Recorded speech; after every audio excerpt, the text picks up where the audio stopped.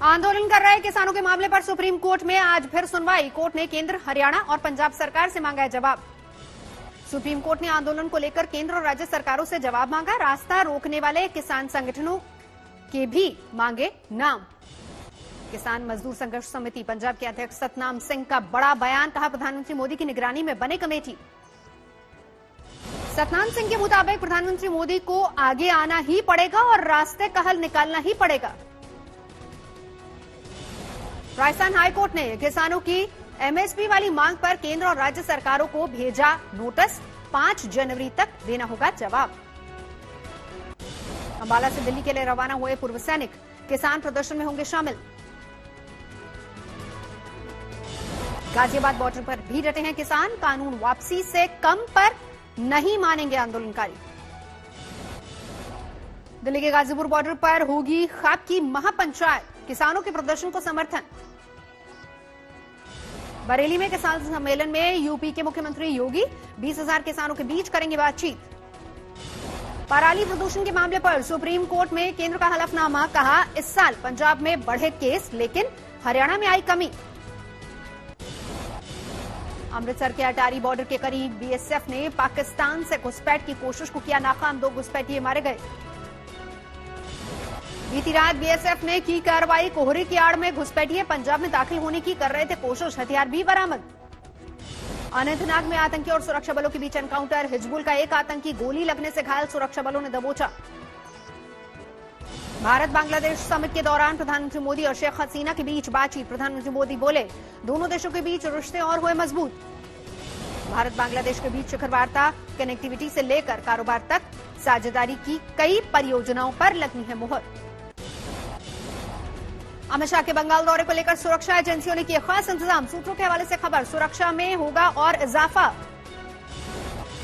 तैयारियों का जायजा लेने कोलकाता पहुंचे उपचुनाव आयुक्त। राजनीतिक दलों से करेंगे मुलाकात। कानून व्यवस्था का जानेंगे हाल। बंगाल चुनाव से पहले टीएमसी को बड़ा झटका। ममता ने बेहद करीबी रहे शुभेंद्र अधिकारी ने विधानसभा से दिया इस्तीफा। ममता ने तृणमूल को बताया बरगद का पेड़, कहा 1-2 के जाने से कोई फर्क नहीं पड़ता।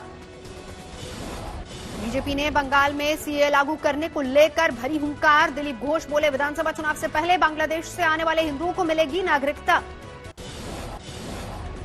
रक्षा मामलों पर संसदीय समिति की बैठक से राहुल गांधी का वॉकआउट, कहा नेताओं की वर्दी पर चर्चा करके संसदीय समिति ने समय खराब किया।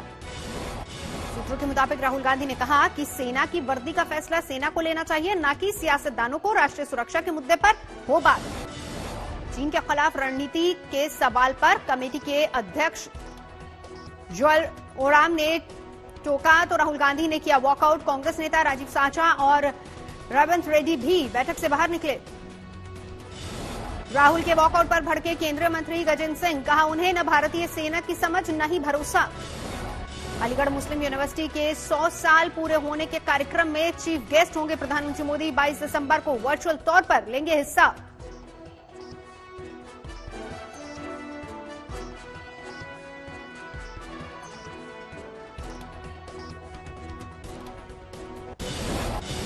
कानपुर में गत्ता फैक्ट्री में भीषण शॉर्ट सर्किट की वजह से हुआ हादसा, करोड़ों का नुकसान। लखनऊ में 3 बसों में लगी आग। बसों में नहीं था कोई भी सवार, हादसे की वजह साफ नहीं। उत्तराखंड के कोटद्वार में एक गोदाम में भीषण आग, बड़े पैमाने पर तबाही। लखीमपुर में यात्रियों से भरी पिकअप गाड़ी पलटी, 2 की मौत, 10 की हालत गंभीर। दिल्ली समेत पूरे उत्तर भारत में कड़ाके की ठंड, लगातार गोते लगा रहा है पारा। ठंडी हवाओं ने बढ़ाई मुश्किलें। हिमाचल और पंजाब में कोहरे का जोरदार कोहराम। चंडीगढ़ में सुबह 100 मीटर से भी कम रही विजिबिलिटी।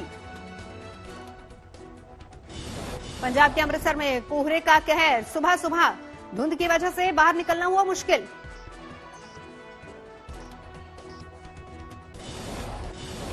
माउंट आबू में -1 हुआ तापमान। फसलों और गाड़ियों पर जमी ओस की परत। शिमला में बीते दिनों हुई बर्फबारी के बाद शीतलहर हुई तेज। आगामी 2 दिनों तक निचले इलाकों में घने कोहरे की चेतावनी। जम्मू कश्मीर में शीतलहर और कड़ाके की ठंड ने ढाया कहर। बुधवार को श्रीनगर में 0 से करीब 5 डिग्री नीचे पहुंचा न्यूनतम तापमान। गुलमर्ग में 0 से 11 डिग्री नीचे है तापमान। मौसम विभाग के मुताबिक 22 दिसंबर तक जारी रहेगा मौसम का ये सितम। हिमाचल में कड़ाके की ठंड, कुल्लू घाटी में शीतलहर का कहर, 0 से 7 डिग्री नीचे पारा। हिमाचल के मंडी में लगातार बर्फबारी, ऊपरी इलाकों में पूरी तरह से बिछी सफेद चादर।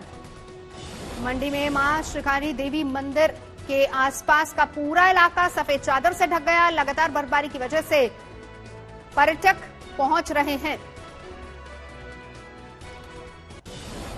भारत में घट रहे हैं कोरोना के मामले, लगातार 17वें दिन सामने आए 40,000 से भी कम केस। देश में पिछले 24 घंटे में सामने आए 24,000 नए मामले, 99,56,000 के पार पहुंचा आंकड़ा। दिल्ली में 24 घंटे में सामने आए 1,547 नए मामले, 24 घंटे में 32 मरीजों की गई जान। दिल्ली में कोरोना रिकवरी दर में सुधार, पहली बार ठीक होने वालों का आंकड़ा 96% तक पहुंचा। दिल्ली में कोरोना वैक्सीन की तैयारी तेज, 3500 अधिकारियों को दी जा रही है ट्रेनिंग। मुंबई में रेलवे ने आज से एसी लोकल सेवा की शुरुआत की। कुर्ला से सीएसटी के लिए पहली एसी लोकल सेवा सुबह करीब 6 बजे रवाना। मुंबई में कुल 10 एसी लोकल को शुरू किया गया है। ये ट्रेन मुख्य रूप से सीएसटी से कल्याण के बीच चलेगी। अयोध्या में श्रीराम विवाह उत्सव की तैयारियां जोरों पर, 19 दिसंबर को प्रमुख मठ मंदिरों से निकाली जाएगी श्रीराम की बारात। भारत ऑस्ट्रेलिया टेस्ट सीरीज का आगाज, टॉस जीतकर भारत की पहले बल्लेबाजी, 2 विकेट गिरे। ओपनिंग करने उतरे पृथ्वी शॉ बगैर खाता खोले ही पवेलियन लौटे। मयंक और पुजारा क्रीज पर डटे।